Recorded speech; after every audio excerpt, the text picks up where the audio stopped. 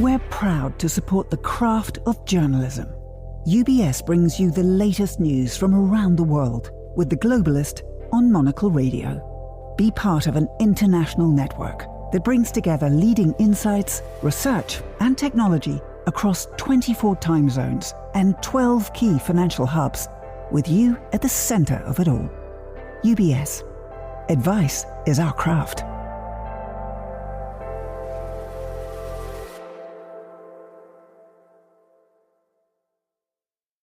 You're listening to The Globalist, first broadcast on the 1st of July 2025 on Monocle Radio.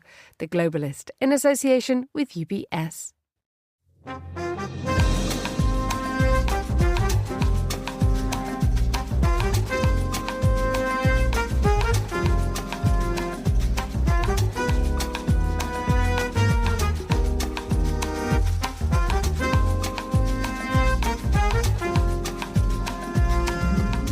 Live from London, this is The Globalist with me, Emma Nelson. A very warm welcome to today's programme. Coming up.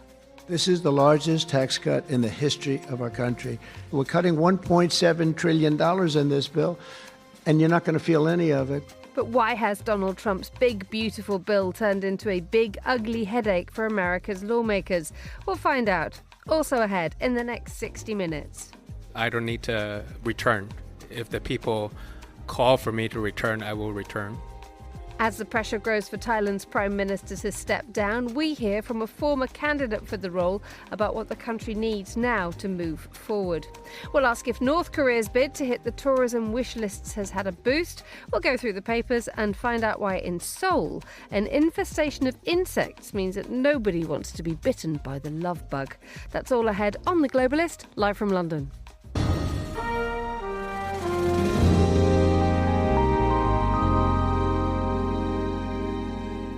First, a look at what else is happening in today's news. The closure of America's USAID support program is expected to lead to the deaths of up to 14 million people by 2030. That's according to the medical journal The Lancet.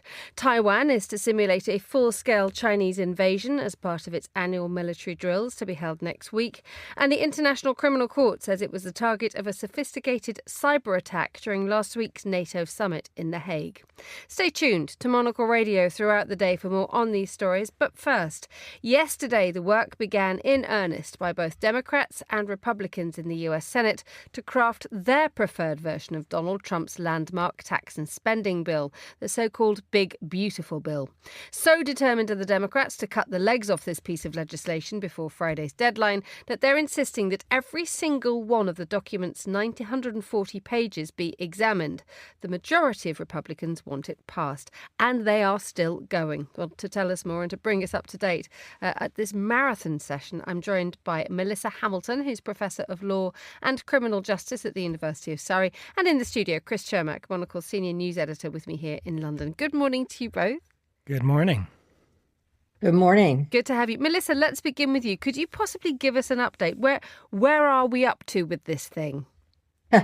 Well, they're in a series of votes on various amendments. So the vote-a-rama basically is about you've got an overarching bill before the Senate, but then senators can bring up all sorts of amendments. They get 2 minutes each to debate that. And so it's this series of votes on the various amendments to the bill. And so that's why they are still going. Chris, just recap for us what is in, if you can, what is among these 940 pages. It's an enormous reform bill in terms of the way that the United States will borrow, the way it would tax its citizens. Different people are saying very different things about what it will actually do.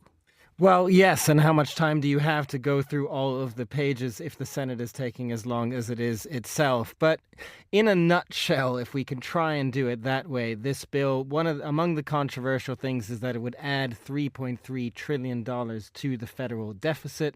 Most of that would go towards tax cuts, and this is an extension and expansion to some degree of tax cuts that were passed in Donald Trump's first term.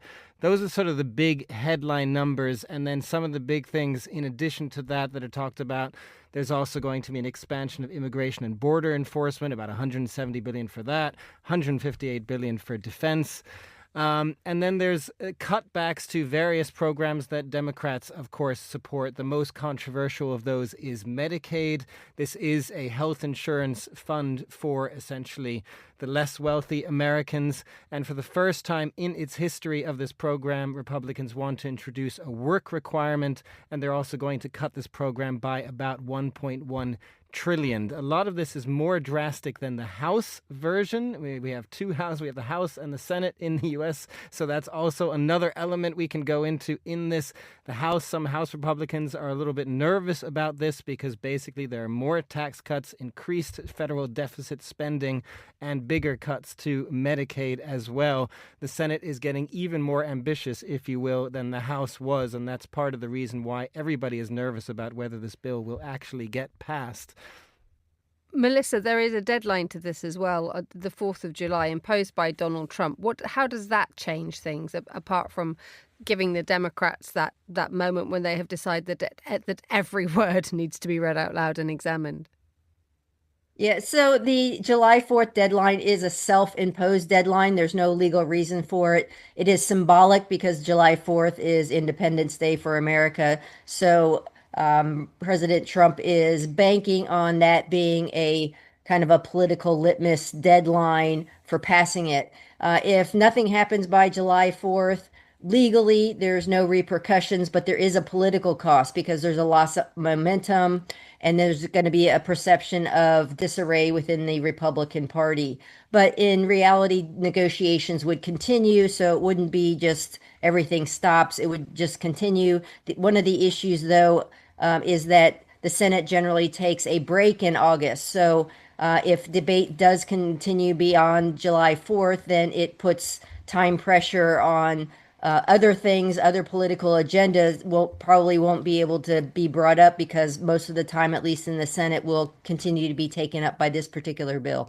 And the speed at which this is being pushed through, Chris, this 4th of July deadline has caused problems, hasn't it? We've had the Senator Tom Tillis of North Carolina. He's not seeking re-election because of this deadline, saying, look, he has the same goals as Donald Trump. He wants to cut taxes. He wants to cut spending. But the fact is that when you're trying to push through such a huge reform that will have far-reaching effects on Americans for a very, very long time, you can't rush this.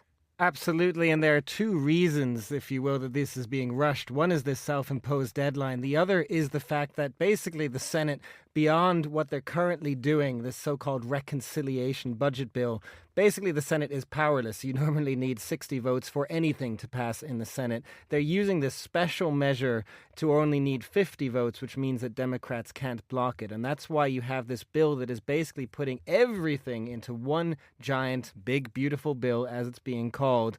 And so that means lots of senators have all their different priorities that they are trying to get included in this bill. And so you look at someone like Tom Tillis, the senator, he says he's broadly supportive of the package if only they would reduce some of the Medicaid cuts. That's the thing that matters the most to him. He says in his state of North Carolina, upwards of 600,000 people would lose their health insurance. That is breaking a promise that Donald Trump made to Americans. But it goes to show how complicated this is because so many different senators are trying to get something in. There's battles over farm subsidies. There's battles over energy subsidies. This wants to eliminate subsidies for electric cars, wind and solar, and even some Republicans are uncomfortable about that.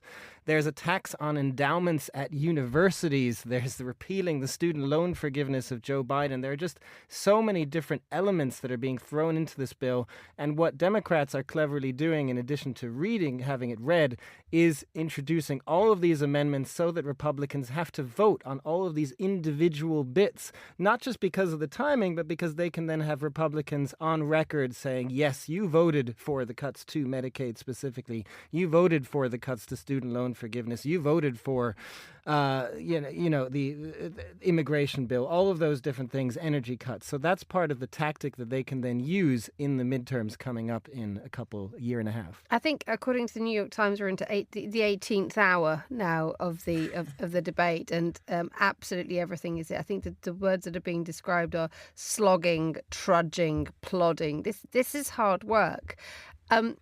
Is there too much focus, Melissa, on the procedure of this rather than actual what this bill will do to people, to Americans? I mean, Donald Trump has said he's going to cut taxes. The Americans won't feel it. Lots of people have argued otherwise. So overall, it's chaos, but it is chaos with a rule book. So there is multiple purposes, both for the continued debate and the overall importance of this. Because even though it is framed as a reconciliation bill, the reason for that, as mentioned, is because it allows then a vote of just a majority vote rather than a vote of 60 out of 100. But it's political theater that's playing out.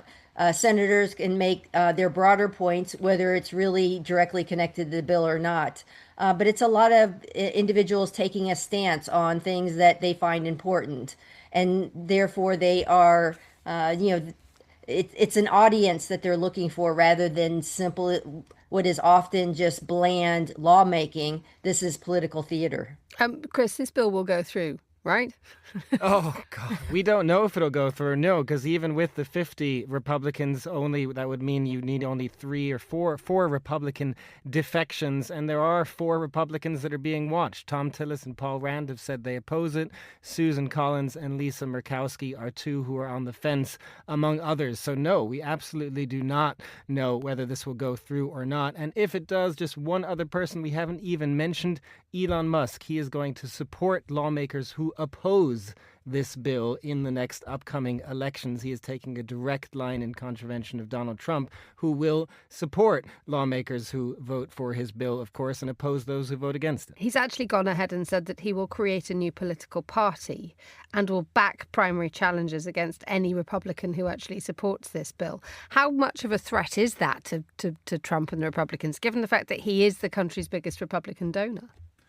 It is a big threat, absolutely, because you're, of course, seeing the 2 biggest faces at the moment, if you will, in some ways, of the Republican Party going at each other in opposite directions. Donald Trump says he's going to support those who vote for his bill, and Musk says he's going to support those who oppose his bill. That is a very dramatic setup for the midterm elections, and it makes Democrats, frankly, quite excited that they might be able to retake the House, the Senate, or both come those midterm elections. And what would that mean for the way that politics went forward, Melissa, were that to happen? So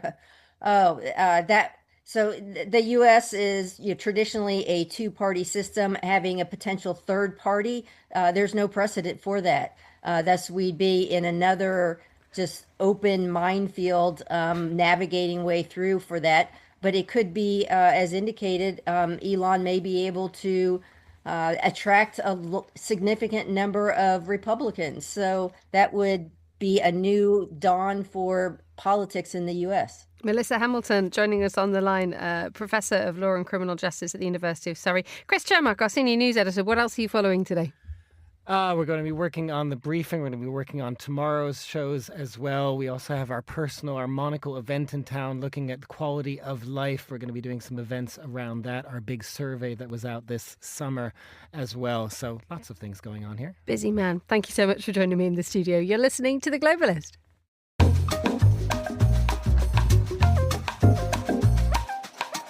Now, 2 years ago, Peter Limjaroenrat came within a whisker of becoming Thailand's Prime Minister after his Move Forward party won the most seats in the general election. It shocked Bangkok's political elite. But instead of moving his belongings into Government House, the progressive Thai politician found himself banned from politics for 10 years and his party dissolved. Events that he covers in a new book called The Almost Prime Minister, which comes out today.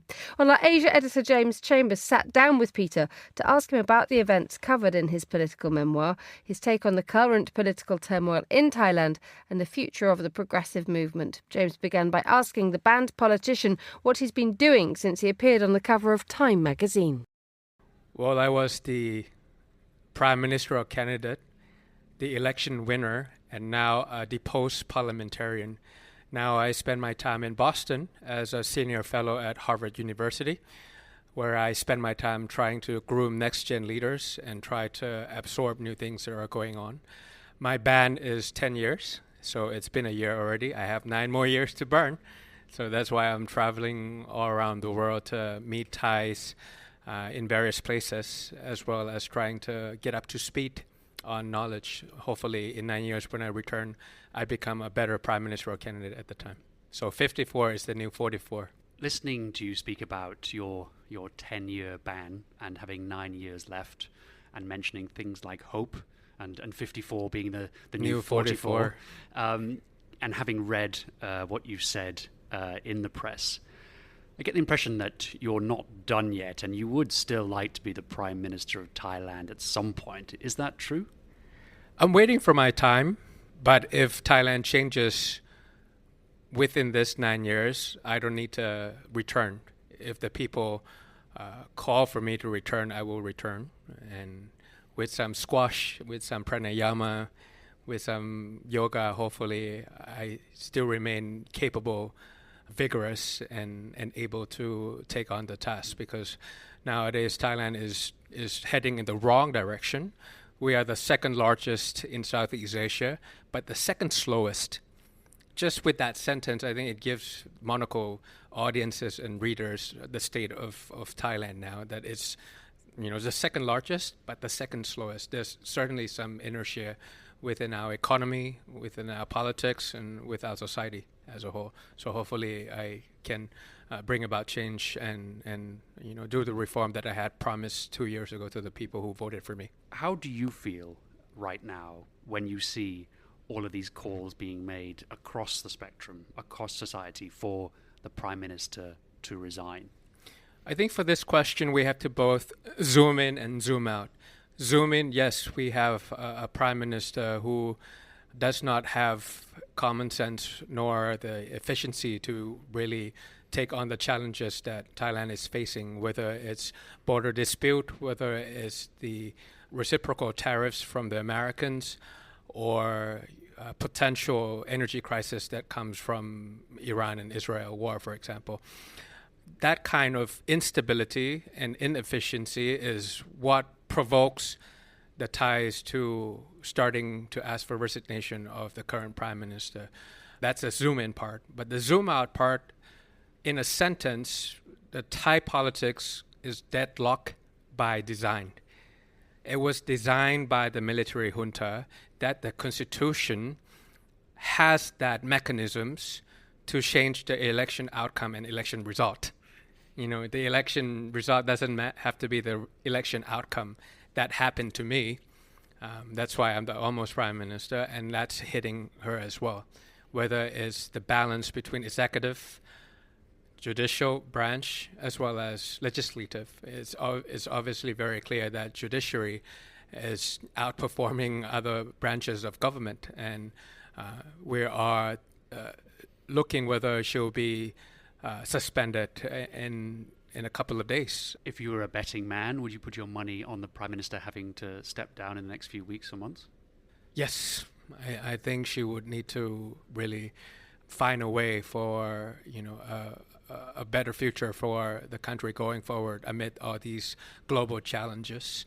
And I feel like if she would call for a snap election, that would be the less risky one, the most democratic one, and the one that is the most inclusive in the sense that the Thais can go to the polls and choose their government and choose their own leader once again. I think that would be the best way going forward. The new leader of the party, of the People's Party, Kun Natapong, he hasn't got the name recognition or the cut-through yet that you had.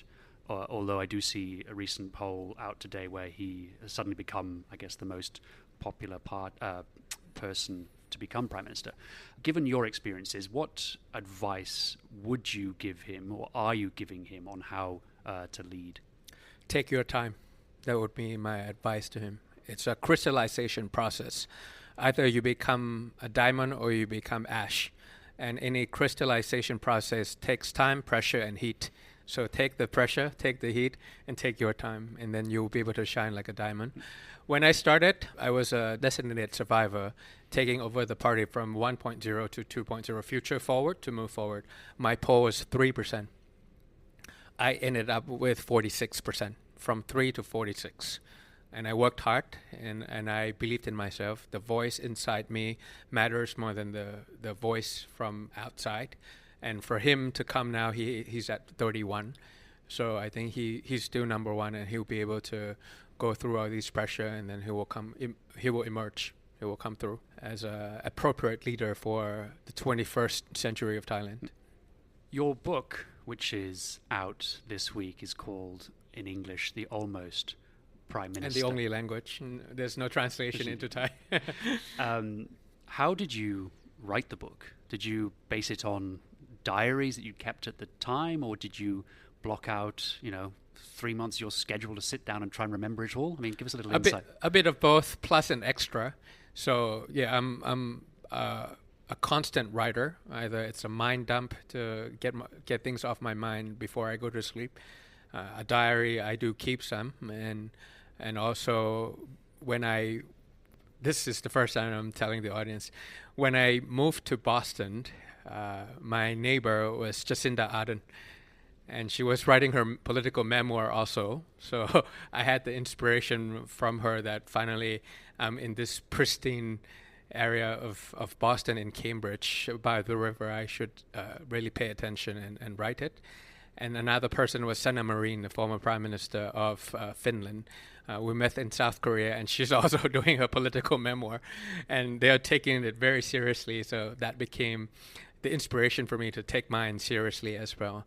And the extra is that I have a team to help. So I have a team to do a lot of research and to help polish my Thai writing skills as well. I grew up in New Zealand, and then I moved to Texas and Boston, so my Thai when it comes to writing sometimes is not the best. So I have a team to help. So 3 things: from the journal, from the diary, and also I block my time when I was in Boston, and then I also have a team to help research of other things that were moving at muscle velocity. It was moving very fast that sometimes I couldn't remember where I was when the parliament was dissolved by the military junta, for example. So we had to go through all those timeline checks as well.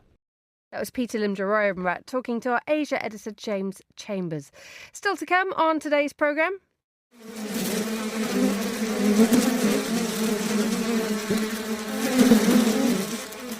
Why the capital of South Korea is finding very little to love in the swarms of invasive love bugs. Stay with us on The Globalist. Craft is its own reward, which is why at UBS we're honoured to work alongside over 50 of today's leading Nobel laureates, each an expert in the art of economic science, bringing you engaging discussions, actionable insights, and inspired solutions, all focused around the questions that shape our world today. For a better outlook, find a Nobel perspective. UBS. Banking is our craft.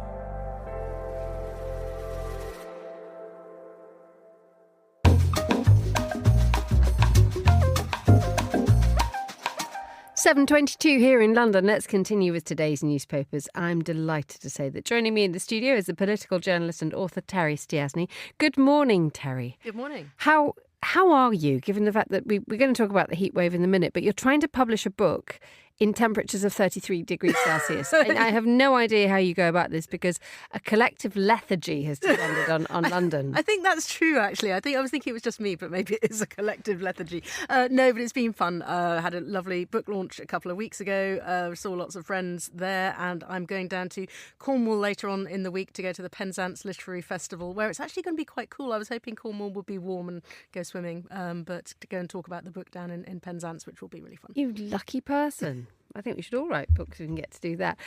Right, OK, let's snap ourselves out of our collective lethargy and stop staring into the middle distance, which is what most of us were doing yesterday because it was too hot to think. And actually pity everybody else in Europe because London was hot yesterday, very, very, very hot, to the point where all the newspapers and the what have you were getting absolutely in a sort of hot mess about how hot it was. But in Europe, in mainland Europe, this is now actually a genuine problem, isn't it? Yes, it is. I mean, London's 34 degrees over the last couple of days really pales. The Times is reporting here that temperatures in Spain and Portugal went up to 46 degrees, which was record highs for the last day of June. I mean, yes, sometimes you get those kind of temperatures in the rest of Europe, not usually this early in the year, but, wildfires, all sorts of problems, everything from reporting here that Météo France was saying that the temperature of the peak of Mont Blanc rose above freezing in June for the first time ever. Glaciers in trouble. This is causing fires. And if you look at how the French newspapers are reporting this, in Le Figaro, they're saying that 1,300 schools are going to be closed on Tuesday. The summit of the Eiffel Tower is going to be closed until Wednesday because it's too hot. 16 departments in France are on a state of red alert. And looking through the European papers, we're seeing this constantly, how to deal with a heat wave, what to do if you find somebody in a street in France who you think has got heat stroke. There's all sorts of actual practical advice for this. But yeah, and also limiting traffic, particularly in Paris and other areas in France, because they're saying we need to lower the pollution because that is just generally making things worse. Indeed, and cities particularly have a very, very hard part of this because the heat is trapped by the asphalt and by all the buildings and sort of amplifies this. And I think this is, having read this, having experienced heat waves in the past, this is the first time that everybody is saying this is unusual. Everybody's saying this is dangerous. This is a change. And there is this heat dome that we are trapped under at the moment, but the numbers seem to be much more extreme than I think any of us have seen before. Yes, and it's quite interesting because there's a development conference going on in Seville at the moment, and the UN Secretary General Antonio Guterres is there, and he's saying extreme heat, The Guardian's reporting this, is no longer a rare event. It's become a new normal, and that's borne out by Portugal saying his home country 46.6 degrees in a town about 60 miles east of Lisbon. So and it has huge consequences. So we've got to think what to do about this because in Italy they're saying that hospital admissions have gone up. There are worries for old people, for young people. So people sort of, I think, suddenly realising that the highest temperatures, all the records have been broken over the last few years in a way that they just haven't, in decades before that. Let's move to the Financial Times. We're coming up to the first anniversary of the election of Labour to power here in the United Kingdom, and quite a lot of the papers in the last few days have been saying actually this is now a problem. We're a year in and there is still a brand issue for Keir Starmer insofar as no one knows who he is and what he stands for, and one would think that within 12 months this is sorted out. There has also been quite a few rolling back of proposed difficult bills and difficult legislation. And yesterday we saw that happen in London as well, didn't we? Yes, I mean, I think, it's interesting, the Financial Times headline saying, OK, it's a bit complicated, diluted welfare reform halves savings, but still pushes 150,000 people into poverty. So this is about this welfare reform bill. The government is trying to limit the amount that it spends on benefits for people with disabilities and health conditions, because the number of those, particularly since the pandemic, has been going up, and they're trying to do lots of things like trying to encourage people back into work. But they're facing a huge rebellion on their own benches from Labour MPs who are saying, look, this is going to, push people into poverty, as this headline was saying. It's saying it's going to, create a system where people who are working lose their disability benefits, lose money which helps them to work. And the government seems to be just making more and more trouble for itself. So they said, we're going to have some concessions, we're going to change how this bill is going to work. But then what happened is the minister responsible, Liz Kendall, stood up in the House of Commons yesterday and was just faced with a barrage of kind of hostile questions from her own side, saying you haven't thought this through, you haven't talked to disabled people, you haven't thought about how your reviews and how the system are going to work. And I think, one of the problems Keir Starmer's got as he comes up to this first anniversary in power is that he hasn't been really discussing things with his own MPs, and he doesn't have a clear sense. They brought in lots of changes quite quickly, and I think you get the sense they didn't really think through how they were going to work in practice. They said, yes, we've got to save money. We've got, a big black hole in the finances. But they haven't really worked out how to persuade people, let alone the voters, including, their own members of parliament. Finally, let us touch briefly on this wonderful but terrible story that was making the newspapers in the last 12 hours about it. Lots of people woke up to think that they'd won the lottery in Norway. Yeah. And for a brief 10 minutes, hundreds of thousands of people were millionaires. Yeah, pity the poor Norwegians who 47,000 people. This is quite a lot of people who got a message saying, "Oh yeah, you've won lots of money. You've won 1.2 million kroner, for instance, which is about £90,000 in UK terms." And a couple of days later, he got a message saying, "Actually, you've won 125 kroner, which is about £9." And the trouble is that you'd been so elated, and luckily, the person said you could have been really unlucky and spent a large amount of money, then found out it wasn't true. And obviously you didn't have the money yet. But I think there's that sense, isn't there, with research when people say you feel the loss of money you thought you had much more keenly than getting the money. It's probably the feeling that you lost 90,000 kroner or £90,000 is actually worse, than never having it at all. So, let's have some sympathy for the Norwegian very small lottery winners. They'd mixed it up, hadn't they? They'd amplified the winnings by 10,000. Yes, somehow, I'm not quite sure how the company in charge of it has had to apologise. We would like to apologise to everybody affected by this. And an error converting from euros to Norwegian kroner apparently was at fault here. So they got the exchange rate wrong and made lots of Norwegians briefly think that they were rich when sadly they weren't. And the boss of the lottery operator has stepped down. Indeed. Terry Stiasny, thank you so much for joining me on Monocle Radio. You're listening to The Globalist. The time here in London is 7:30 a.m. A quick look now at the headlines.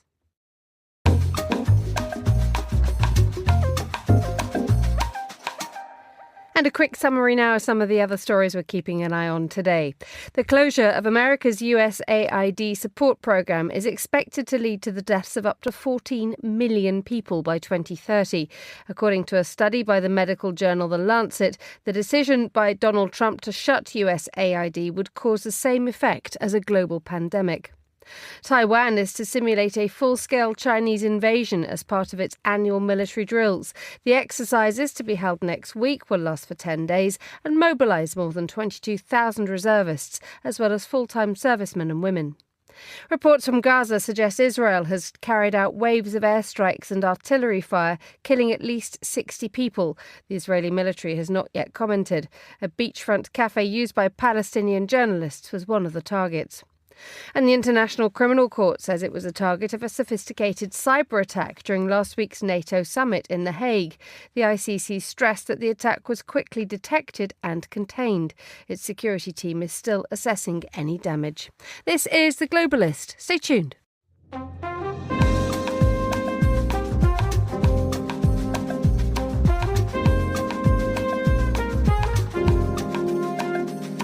7:32 here in London. Now, North Korea is one of the poorest nations on earth. Yet today, a beach resort with accommodation for up to 20,000 people opens on the east coast of the country, on the location of an old missile testing site. With a water park, hotels, shops and restaurants. That's what we're being told, at least. The aim is to give North Koreans a taste of the luxury enjoyed by their leader Kim Jong-un as a child. Well, I'm joined now by John Everard, formerly British Ambassador to Belarus, Uruguay and North Korea. Good morning, John. Good morning, Emma. And you've got jet lag too. So you've just been to Beijing. How is it out there? It's rather sad. The security is intense. This is a regime that is running scared of its own people. Just to get onto the Beijing metro, I mean, a routine thing, you have to go through security checks, which are carried out by very bored police officers who don't really sort of frisk you very much. At one point, I took my phone out to put it through the metal detector, and they looked at me in horror and said, "Please don't waste our time, just go through." And of course, the detector beeped and they ignored it. Why is security changing like this to such a degree? So widespread, it seems. It's fear. The regime knows that it's unpopular. It made itself very unpopular during COVID through all the draconian measures that it carried out. and it's terrified of people gathering, forming demonstrations, forming power groups against it, and the security is all about that. Okay, thank you for that. Let's move on to what's happening in North Korea in this enormous beach resort. I said it was water park, hotels, shops, accommodation for 20,000 people. How accurate a description is it of what is really there? As far as we can tell, that is accurate. It does actually exist. They've spent years and years and years building this thing. It's 6 years late. Big construction projects in North Korea tend to overrun spectacularly and don't always deliver what they were supposed to deliver. So 6 years late, but opened just in time for the rest of the summer season, so not so bad. The big question, of course, is who is going to use this thing? So who is going to use this thing? I was wondering whether you were going to ask me that. In the first instance, probably the North Korean elite, but 20,000? It's a big facility, and you're probably not going to fill it just with North Koreans. I suspect, although you can never prove this, that when the project was launched, the idea was to bring in lots of high-rolling foreigners who would spend dollars like water and help the North Korean economy. But of course, North Korea has changed dramatically in the time it's taken to put this resort together. It's much more closed, much more inward-looking, much more cut off from the outside world. So that the only foreigners who are likely to visit this resort are Russians. Now, we know a bit about this. The resort formally opened today, this morning, big fanfare, blowing a trumpet and so on. And in the Russian tourist media, it's being advertised. $1,840 will buy you a week's package, including 4 nights at this resort. $1,840? I mean, to a Westerner, that's a non-trivial purchase. To a Russian, that's an awful lot of money. You can go to Turkey and spend 2 weeks there for half that money. It'll be interesting to see just how many of these places are bought. Indeed. And so the question is how long is this thing going to last, given what you have just described? It will never be formally closed. North Korea just doesn't do that kind of thing. But it will probably stand rather unloved, half empty for a long, long time. And bit by bit, the buildings, which probably weren't constructed to the highest standards, will start to crumble, paint will start to flake, and it will disappear into North Korean history, like so many other pharaonic projects that the regime's carried out. Could it actually be used more broadly, given the fact that North Korea has changed its approach to foreigners and foreign tourism quite radically in the last few months, actually? Things were opening up at the beginning of the year, and now things like the shutters are coming down. But could this actually force North Korea to open up a little bit? If it starts to lose the income it's currently getting from its illicit trade with Russia and gets desperate for foreign currency, yes, that might happen. It might decide that in the end it's got to allow Western foreigners, Chinese even, into this resort. But even if it does that, I mean, how many Chinese are going to come? Assuming they're charged the same as Russians, for half that, you can go down to Hainan Island and lie around on Palm Springs beaches. Well, it does beg the question, actually. This is the Wonsan Kalma coastal tourist area, which is where Kim Jong-un grew up. Is that correct? Is it that there is the assumption that this was a very beautiful place to go to? Oh, it is. I mean, Wonsan, the beach is to die for. White sand, and it goes on for kilometres. When I was there, there was one big foreigner sort of kind of guest house where you could change and drink coffee and so on, and just lie on the beach and sunbathe, and you are not disturbed by anybody. It's a very attractive beach, but yes, it is where Kim Jong-un was partly brought up, and he's got at least 2 big villas in the area, so he's very fond of it, and that, yes, may have affected the decision to go and build this thing. John Everard, formerly British Ambassador to Belarus, Uruguay and North Korea, thank you so much for joining me in the studio. You're listening to Monocle Radio. With UBS, you have a truly global partner, incorporating new technologies, innovative approaches and unexpected opportunities, leading you to insights that help answer the questions that matter, delivered with passion, care and unmatched expertise. Because it's about rising with the dawn each day, knowing that we can do even better. That's what banking is to us. Not just work, but a craft. UBS. banking is our craft.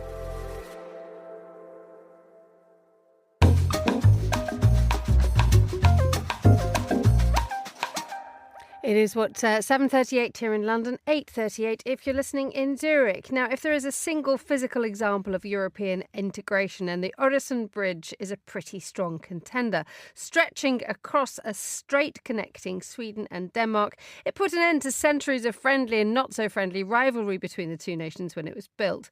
It's been in the background of countless films. The Bridge Detective series was named after it, and it's also got another reputation too, of being incredibly expensive to use. Well, celebrations are being held today to mark its 25th anniversary, and Bruno Kaufmann, global democracy correspondent for the Swiss Broadcasting Company, joins us on the line from our Dufourstrasse 90 studio in Zurich. A very good morning to you, Bruno. How's Switzerland looking today?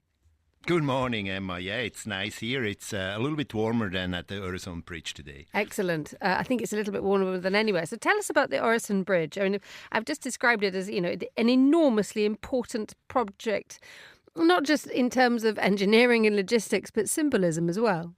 That's right. I mean, it's nice to look on. I mean, if you go land into Kastrup Airport, you see this bridge with these high pylons, 250 meters into the sky, and then it disappears in the middle of the Öresund into a artificial island, goes under a tunnel into Denmark. So it's a very, very different kind of bridge, but it's a bridge which have really changed both Denmark and Sweden.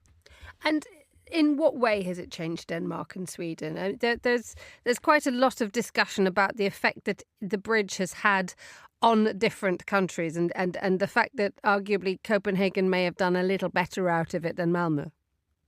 That's possibly right. I mean, if you look into regional integration, of course, Copenhagen is really the melting point of this agglomeration of almost 5 million people in the south of Sweden and on Zealand in Denmark. But at the other side, it's also a bridge which has connected Denmark with Europe and Sweden in a way which hasn't been expected to do, because I mean it's a place for commuting, it's a place for integration, but it's also a first fixed connection between continental Europe and Scandinavia, and in the middle of that there is Denmark, there is Copenhagen. Indeed, and the fact is that when you hear people who are talking about the effect that it has had on them, in terms of your daily life, so I think I read that one woman said that she now felt more Scandinavian than Swedish because of this bridge, because of the fact that actually Malmö and Copenhagen could, thanks to this construction, be almost not necessarily one country, but very much part of the same patch.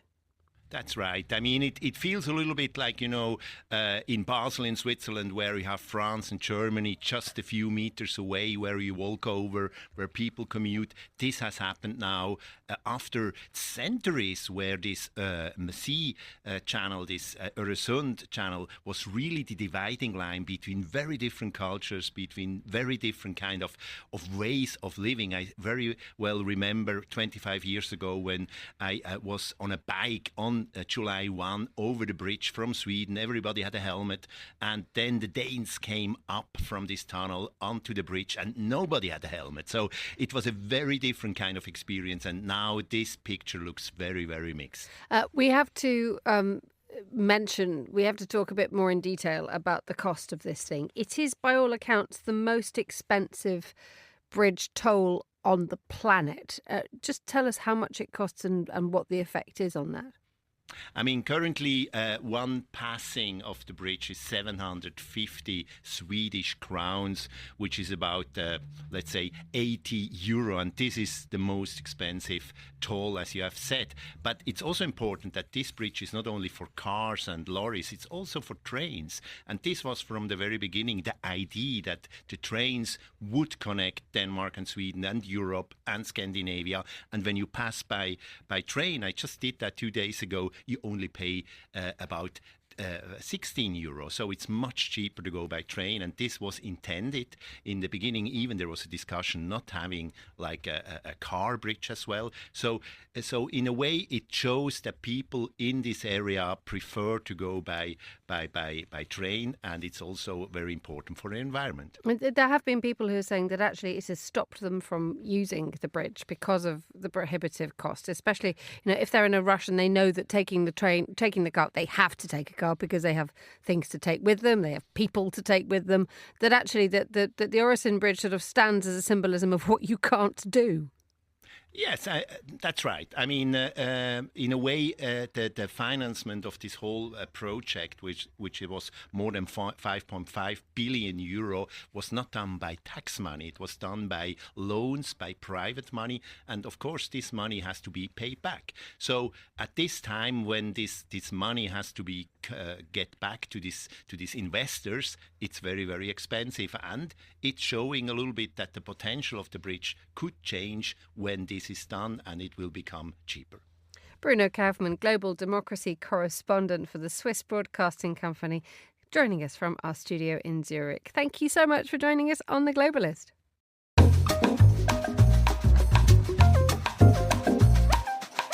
We head to Ljubljana now for a roundup of news from the Balkans. Our man in that part of the world is Guy Delorney. Good morning, Guy. The last time I spoke to you, you were threatening to be in a swimming pool. Have things changed? Nowhere near a swimming pool this morning, I'm afraid, Emma. We actually had a bit of overnight rain, which, as you can imagine, is extremely welcome and means that the need for dipping in a cool pool is somewhat lessened, but only for a couple of days, I think. OK, thank you very much indeed for that weather update. Let's find out what else is happening in the news. What's caught your eye? Well, I think we need to catch up on what's happening in Serbia, because when we spoke on Sunday, we'd just had this major protest in Belgrade on Saturday. So this is part of this ongoing anti-corruption movement. And that's been going on since last November, when there was the disaster at Novi Sad railway station, when a concrete canopy collapsed and killed 16 people who were standing underneath. We really haven't had a resolution to what people have been asking for since then, the protesters at least, which is full accountability and for the people responsible to be brought to justice. So we've got the student protesters calling for elections. They've now said, please, everybody else, join us in these protests. So we've now got what are known as citizens' assemblies across Serbia who've been joining in these protests. And the main way in which they've been doing this in the past couple of days is by setting up roadblocks. And they've been popping up in various parts of various cities across Serbia with these roadblocks, putting out, skips and wheelie bins and any sort of mobile furniture that they can get their hands on to block roads.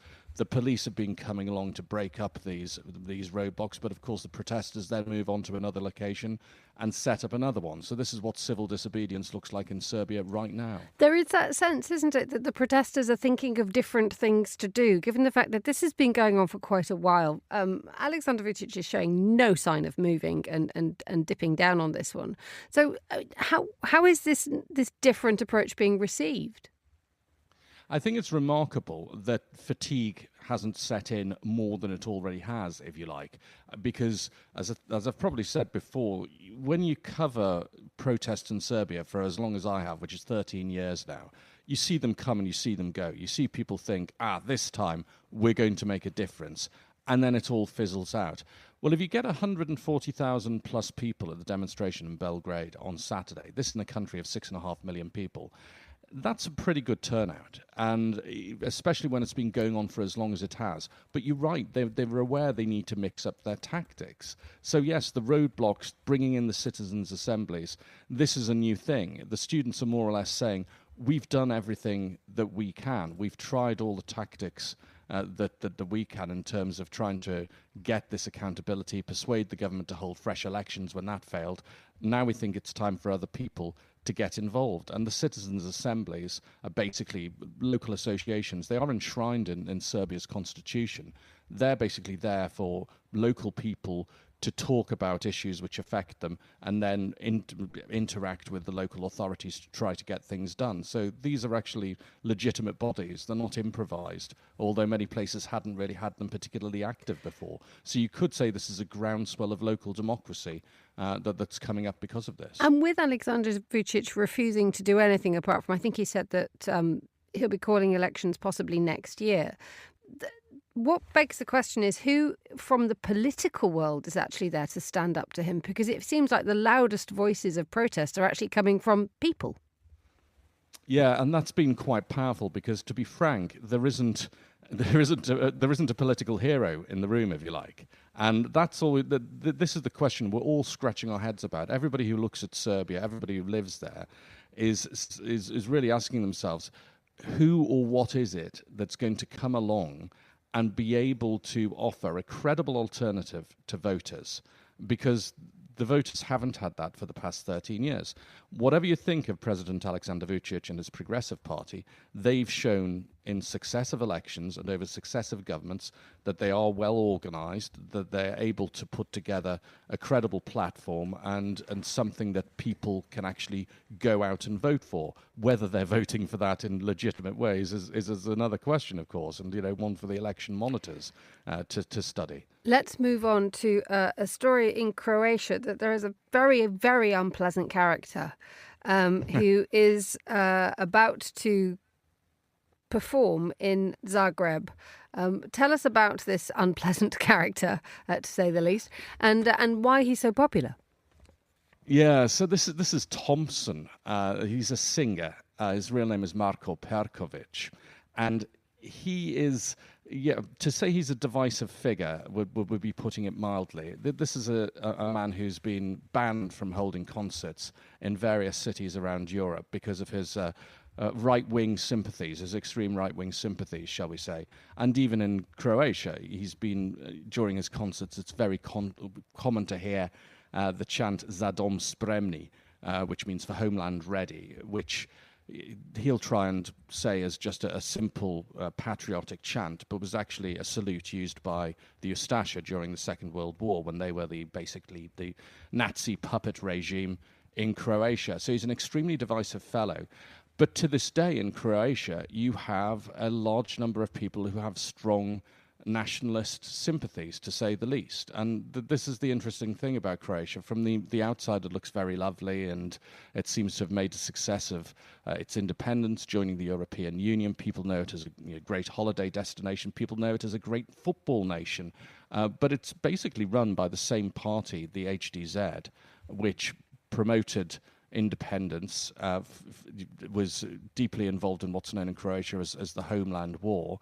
And it's a bit of an uncomfortable mix that you still have this nationalist base, some of which is extreme nationalist, and Thompson is in many, to a great degree, their pop culture hero. This is the man who sings what they believe. And this is and his singing and his concert and his performance is some are considering this as a sort of a punishment by the nationalist government for any sort of liberal or progressive thoughts that are happening in Zagreb. So the extraordinary thing that's happening here, Emma, is that Thompson is holding a concert in Zagreb this coming Saturday at the Hippodrome, which is basically a horse racing track. And supposedly he's sold 500,000 tickets, which sounds absolutely incredible because Croatia is a country of about 3.5 million people. So if you're to believe the hype, 1 in 5 of Croatia's population will be at this concert on Saturday. It's an extraordinary number, and his management had asked Zagreb city authorities for permission to hold this concert in the Hippodrome. Zagreb is not run by the HDZ. It is controlled by the Green Left party Možemo and Mayor Tomislav Tomašević. And the whole idea that you're talking about here with people in Zagreb wondering if they're being punished for electing a Green Left local government and a Green Left mayor, that's what's going on. I was talking to one of my friends in Zagreb yesterday asking about, what's really going on with this concert. She says everybody in the city is really cheesed off about it. They don't feel it's a concert for them, that there's people going to be coming in from outside, from all over the country, from Herzegovina, who are of that nationalist bent that we were talking about. So they're going to have all these people with political views that they don't share coming into their city. And of course, chaos is ensuing. Roads are closed. There are many fears about the fact that we've got the heat, and there's going to be certainly a large number of people in one place with facilities which are pretty rudimentary, and whether it's actually going to be safe for them to be there. Our man in the Balkans, Guy Delaunay, thank you so much for joining us on the line from Ljubljana. You're listening to The Globalist. We're live on Monocle Radio from London.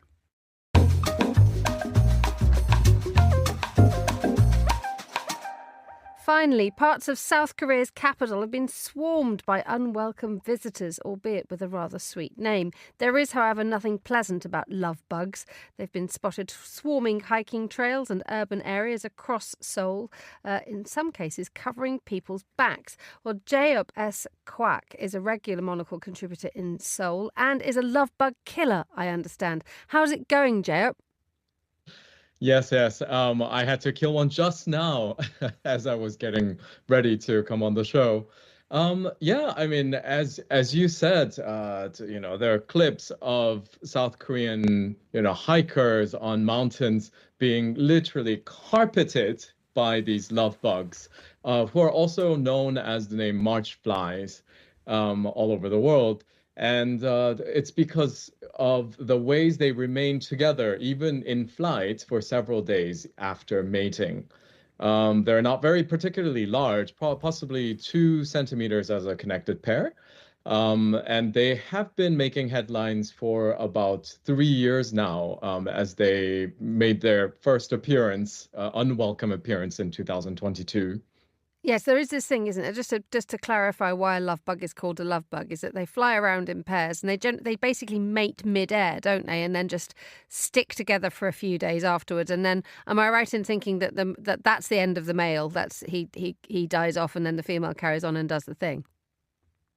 Yes, that's correct. And the female, each female can lay, 350 eggs or more each time. So rightly so, we are quite concerned Indeed. about their very fast expansion. That's an awful lot of love bugs. Why has this suddenly become a problem this year? So, I mean, there has been an infestation since 2022. And researchers have been looking into why they've been indigenous to the East Asian subtropics, namely southeastern China, Taiwan, the southernmost islands of Japan known as the Ryukyu. I guess most listeners would know Okinawa. It's become a huge problem now because it's not really based on science, but we see more clips being uploaded on social media, and there's, it just seems so out of control. But I must also point out that the researchers are saying that they're not very harmful. They don't have any venoms. They actually help the ecosystem. But unfortunately, meaning they're not very tasty to the usual insect predators like frogs or birds. So in a way, they have been expanding. They've been mating without any checks or controls at the moment. So what can the authorities do? Because you can't dish out widespread contraceptives to love bugs because they seem to be they're too busy doing what they do. Yes, that's right. And then because they're practically everywhere. I mean, at my doorstep to kind of all over the country at the moment. And so for any kind of insecticides at that scale would kill off, so many other bugs. So that's practically not possible. So there is actually historical precedence. A similar love bug invasion took place in the 1960s and 70s in Florida, coming north from Central America. And it has remained there, and it remains a pest 2 times a year. But it's just that the researchers are saying that the only known natural controls to love bugs is the parasitic fungi. And then so we just have to wait for them to kind of catch up with this migration. And in the meantime, day to day, how irritating is it for you? I mean, thank you for killing a couple for our benefit just before you came on air. I mean, thankfully, and I really don't want to jinx this, it hasn't been a huge nuisance to my general surroundings. But as you mentioned in the beginning, there are some areas near Seoul and inside Seoul at the moment where you really can't even go outside because they're just, hordes and hordes of them, thousands and thousands of them.